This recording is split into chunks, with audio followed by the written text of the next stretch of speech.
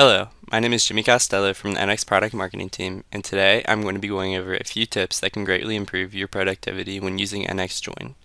To begin, we are starting with a coffee machine, and we are going to take a look at the fasteners attached to the front screen.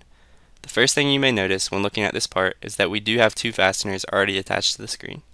However, the bottom of the screen is missing its fasteners.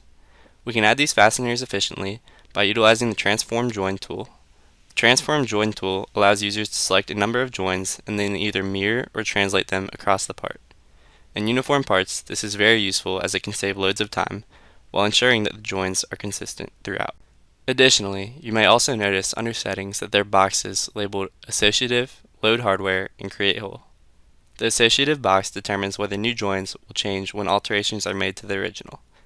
The Load Hardware and Create Hole options are self-explanatory, but these customization settings can greatly improve design efficiency.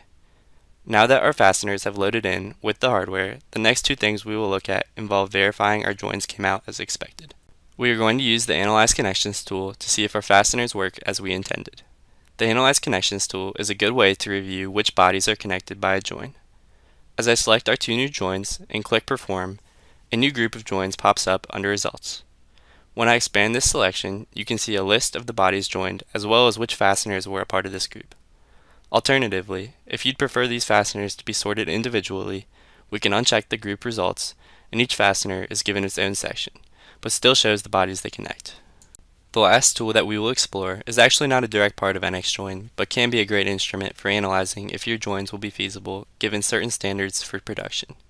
To start, I'm going to open Developer from the top of the screen and choose Setup Tests under Checkmate.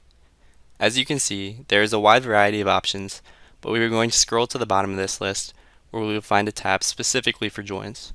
Here we can find a variety of tests that will analyze different aspects of our joins. I'm going to select two that explore how far our fasteners stick out from the screen's face. Once these have been selected, the next thing we can do is customize our target values for each test. When doing this, we also have the option to choose if our test flags mistakes as errors, warnings, or info messages. Once this has been determined, we can run our test by clicking Execute Checkmate Tests. After clicking Execute, an information box populates in telling us how the test performed. You can see both were successful, and when I close out the Setup Test box, the test results are also displayed under HD 3D Tools on the left of the screen. To review what we went over in this video, we began by translating our fasteners utilizing the Transform Join tool. After that, we took a deeper look at our new fasteners with the Analyze Connections tool. And finally, we finished things up by taking a look at the capabilities offered by Checkmate Tests for joins. I would like to thank you for your time and attention.